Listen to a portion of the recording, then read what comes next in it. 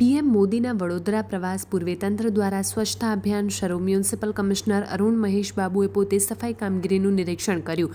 One road અભિયાન હેઠળ માર્ગ, ફૂટપાથ અને ડ્રેનેજની વિશેષ સફાઈ હાથ ધરાઈ.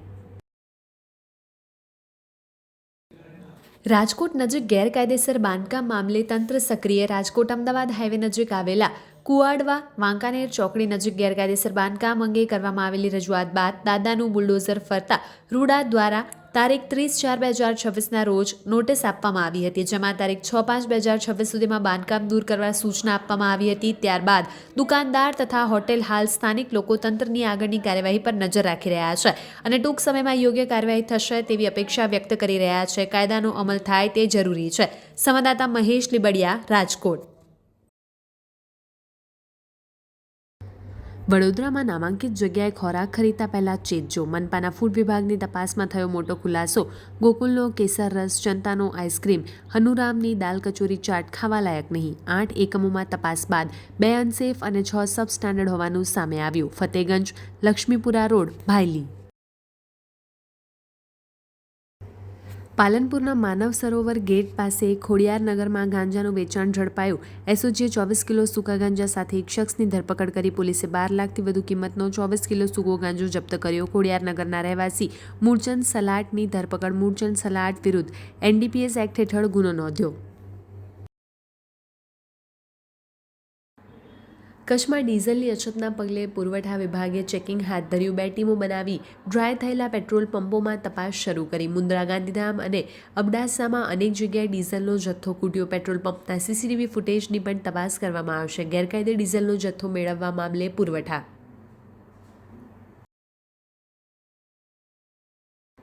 કચ્છના વાતાવરણમાં અચાનક પલટો. ભુજ, અંજારના ગ્રામ્ય વિસ્તારોમાં વરસાદ. હીરાપર, મોડસર, મોખાણા સહિત વિસ્તારોમાં વરસાદ. ભારે પવન સાથે અમુક સ્થળે કરા સાથે વરસાદ વરસ્યો. ભર ઉનાળે માવઠું પડતા ખેડૂતો ચિંતિત. આજે ધોરણ 10નું પરિણામ જાહેર. ગુજરાતમાં 83.86% પરિણામ થયું જાહેર. રાજકોટ જિલ્લામાં 88.11% પરિણામ. ગત વર્ષે રાજકોટ જિલ્લાનું 87.19% હતું પરિણામ. 130 શાળાઓનું 100% અને 3 શાળાઓનું 0% પરિણામ. રાજકોટની ધોળકિયા સ્કૂલ ખાતે વિદ્યાર્થીઓમાં પરિણામને લઈને ઉત્સાહ.